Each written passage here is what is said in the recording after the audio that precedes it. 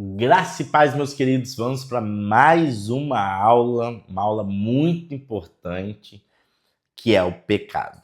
Romanos capítulo 3, verso 23 vai dizer: porque todos os pecados estão desconstituídos da glória de Deus. Né? E Salmo 14, verso 3 vai dizer: todos se desviaram e juntos se corromperam, não há quem faça o bem, não há um sequer. Como nós vimos anteriormente a respeito da criação perfeita, né, onde Deus criou o ser humano perfeito, com a mente perfeita, o físico perfeito, as emoções e tudo mais perfeito, ou como nós falamos a respeito de como Deus criou o homem e a mulher e o mandato que Deus tinha estabelecido, onde o homem tinha um papel de autoridade, a mulher, o papel ali de auxiliadora, né? Caminhar juntos ali por um propósito. É lindo demais. Mas quando nós olhamos os noticiários, quando nós olhamos a realidade, quando nós olhamos o nosso mundo, aonde nós estamos e o que nós estamos vivendo neste tempo, nesse momento, é isso que nós encontramos? Será que nós encontramos essa perfeição de Deus? Encontramos essa natureza criada de forma perfeita pelo Senhor? Ou será que não? Lógico que não, né?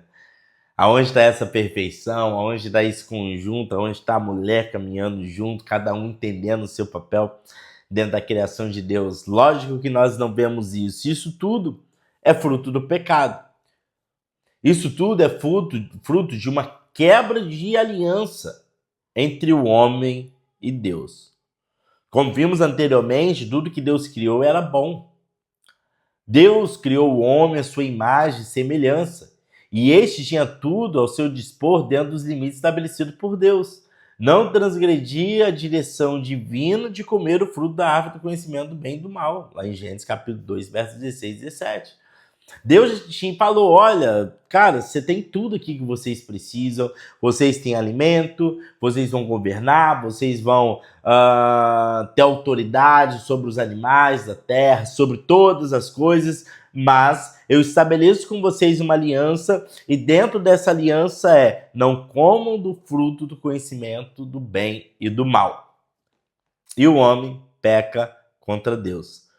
Muito mais do que uma transgressão, o pecado é também uma alienação de Deus, uma atitude de autossuficiência, independência, quebra de aliança, rupturas de um relacionamento com Deus, motivações inadequadas, enfim, uma absoluta corrupção da natureza humana criada por Deus.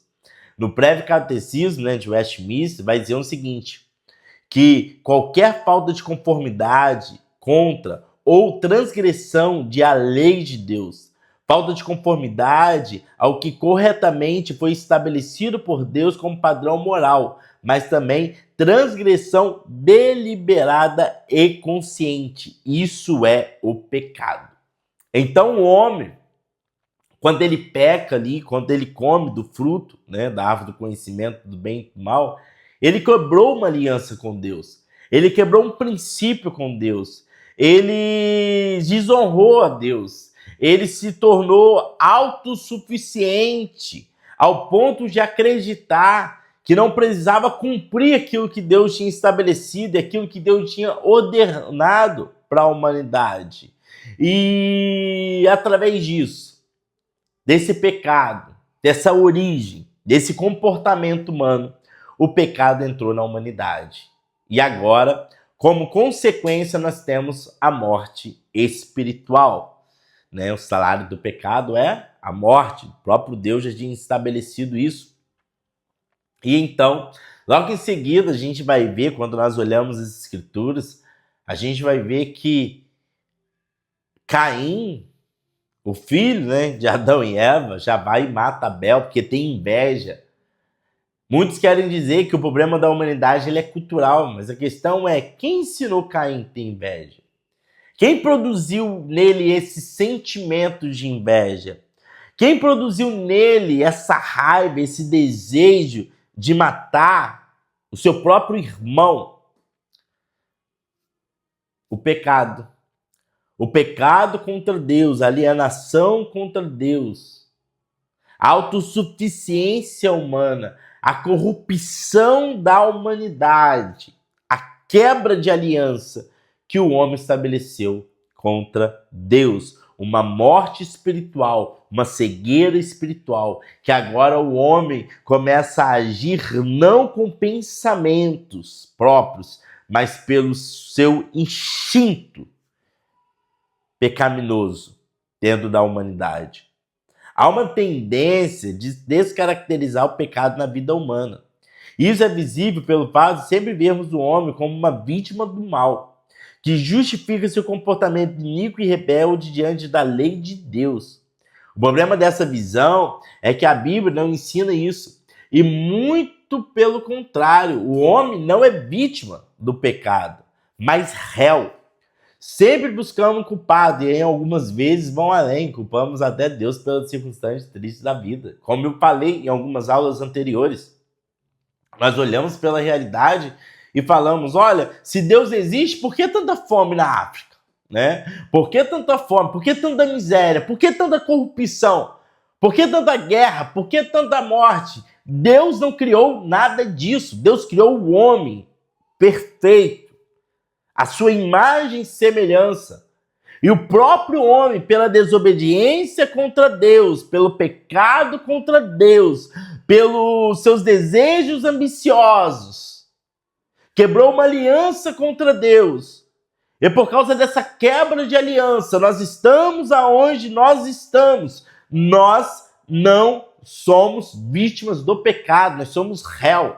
Eu tenho certeza que nós temos motivos suficientes para ir para o inferno. Vamos ser sinceros.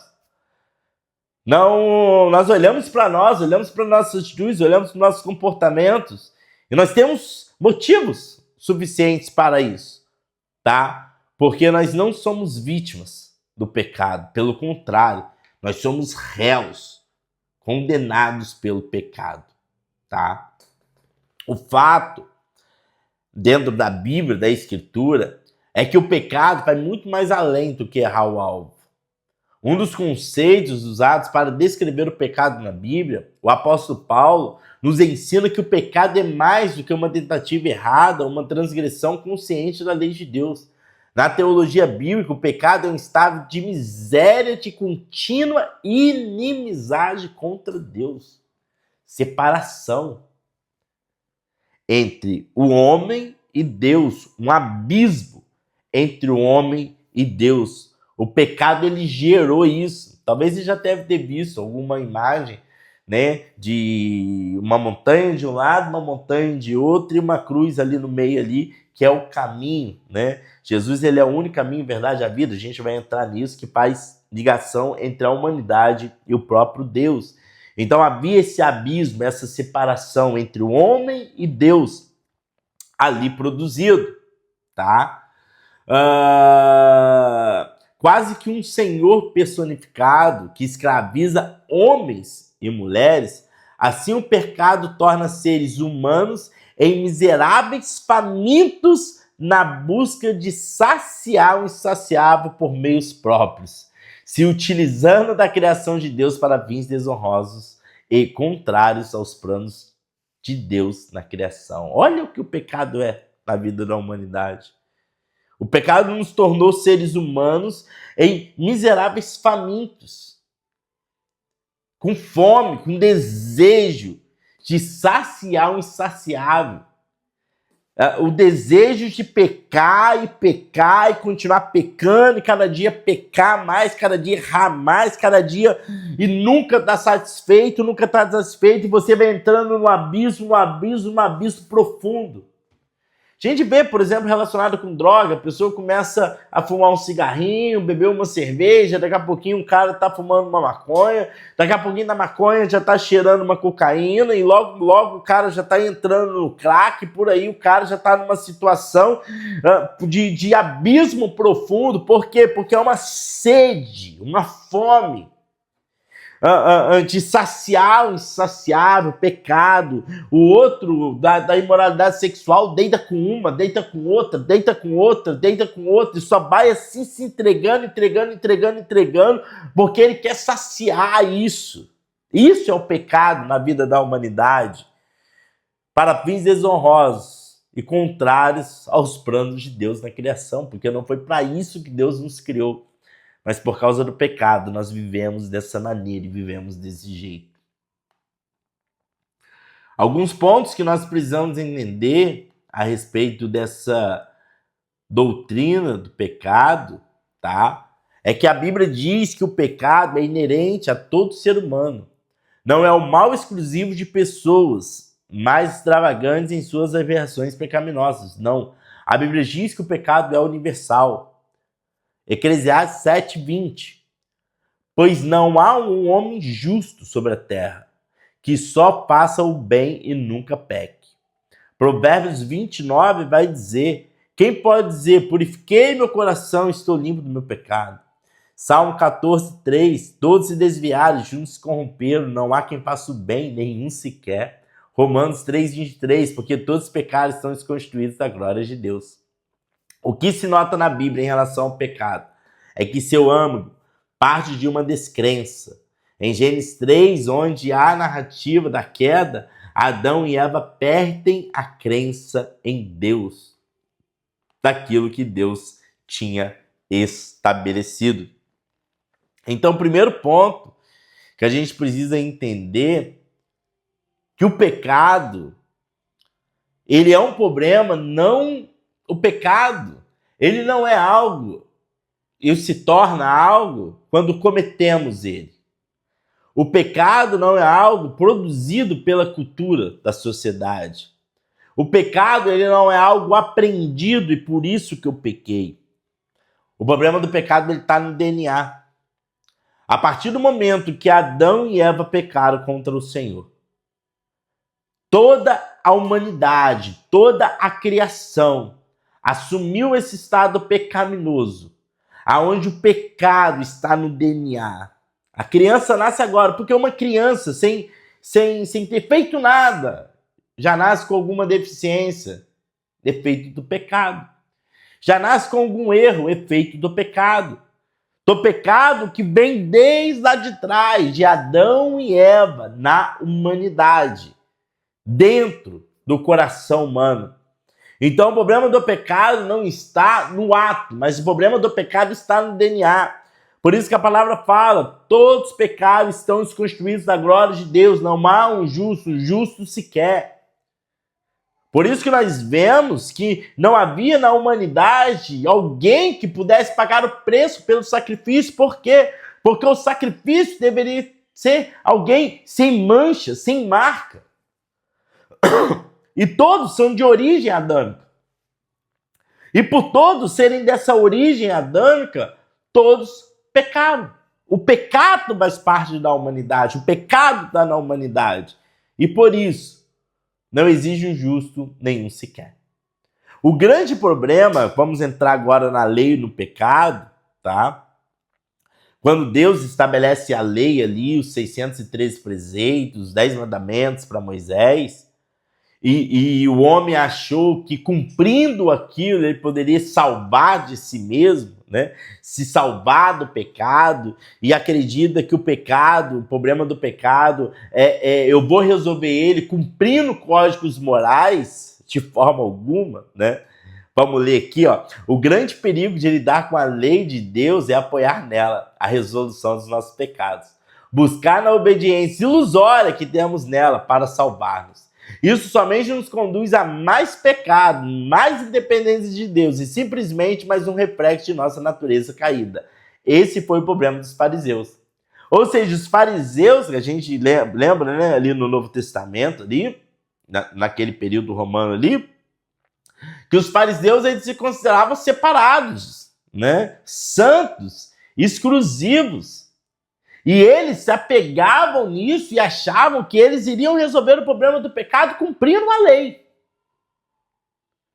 Porém, ninguém conseguiu cumprir a lei.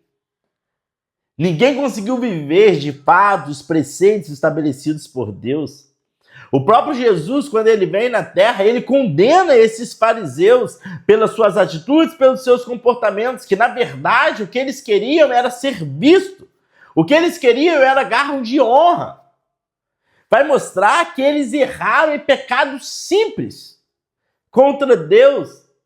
E nós, quando nós colocamos e achamos que o nosso pecado é resolvido por uma regra de compromissos institucionais, que isso que vai resolver e é isso que nos vai dar salvação, nós estamos pecando mais ainda, porque nós estamos indo para um lado de independência de Deus, achando que por si só nós vamos conseguir resolver o problema do pecado.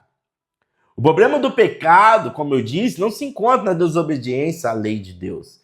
Simplesmente como se a lei fosse somente códigos morais ou se a observância de cada vírgula resolvesse o problema do pecado.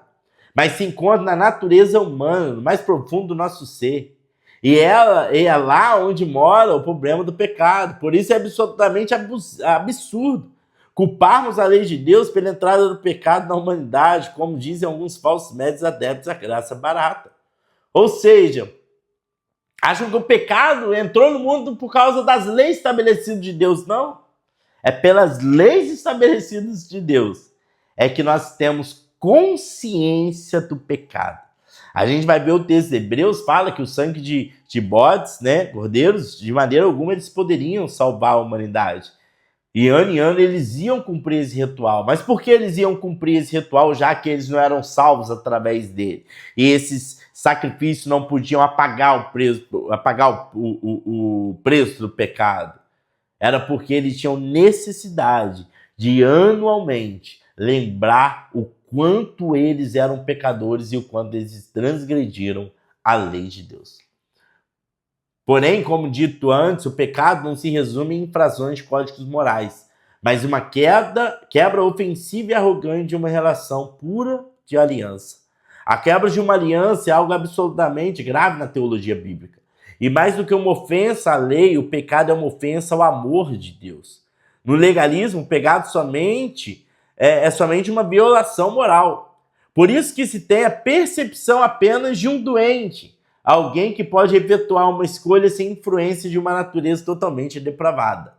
É como se houvesse uma bifurcação de escolha, onde o momento de escolher se define numa posição neutra para ir pelo certo, de acordo com os códigos morais, ou pelo caminho errado, de acordo com os códigos morais. O problema do pecado está na raiz. O que o autor quer dizer aqui? Que o pecado ele não se resolve somente existem aqui os códigos morais e eu vou seguir esses códigos morais e então vou resolver o problema do pecado. Não. Porque você não vai conseguir. Paulo mesmo ele vai dizer, o bem que eu quero eu não faço, mas o mal que eu não quero eu faço toda hora. Quantas vezes você já frequentou, foi no culto e saiu dali do culto ali, entendendo, seus pecados foram revelados diante de você e você entendeu que você deveria mudar o seu comportamento e você falou, uau, eu vou mudar meu comportamento e no dia seguinte você pecou de novo. No dia seguinte você errou de novo. Cometendo o mesmo pecado, cometendo o mesmo erro, cometendo a mesma falha. Se o pecado se resolvesse apenas na observância de códigos morais entre fazer o certo e o errado, meu irmão, nós estaríamos mais enrolados ainda. Porque o problema não está em cumprimento de códigos morais, em uma religiosidade, em usar determinados tipos de roupas, em cumprir determinados rituais religiosos. Não. O problema do pecado está no nosso DNA. Agostinho, ao se dedicar a definir sobre o pecado, faz a observação que nós, após a queda e imputação do pecado de Adão, perdemos a capacidade de não pecar. Adão e Eva tinham sim a capacidade para pecar, porém foram criados isentos de imputação do pecado, ou seja, Adão e Eva ele tinham a capacidade de pecar e também de não pecar. Porque eles possuem esse livre-arbítrio em decidir e escolher. Nós, não. Porque nós perdemos a capacidade de não pecar. Como eu disse, Paulo mesmo diz, o bem que eu quero eu não faço, mas o mal que eu não quero eu faço toda hora. Nós decidimos, nós falamos, nós lutamos. Olha, eu não quero pecar, e quando vai ver você já está contando uma mentira. Quando vai ver você já está cobiçando algo. Quando vê, você já está avarento. Quando você vê, você já está orgulhoso. Porque a gente, às vezes, classifica pecado apenas com aquilo que é visto pela sociedade, aquilo que está exposto à sociedade. Mas o nosso orgulho, nossa avareza, nosso egocentrismo, a falta de perdão, meu irmão, tudo isso é pecado diante do Senhor. Como dizem, né? Não existe pecadinho ou pecadão diante do Senhor. Então Adão e Eva tinham esse livre-arbítrio. Eles poderiam não pecar, mas eles pecaram. E nós já não possuímos mais essa capacidade, porque o pecado está habitando dentro de nós. Então, por causa desse pecado, por causa dessa natureza pecaminosa, é que nos faz não desejar, não querer o pecado, mas muitas das vezes, mesmo assim, errar, mesmo assim falhar. Se você tiver o coração humilde e sincero, você entende o que eu estou falando.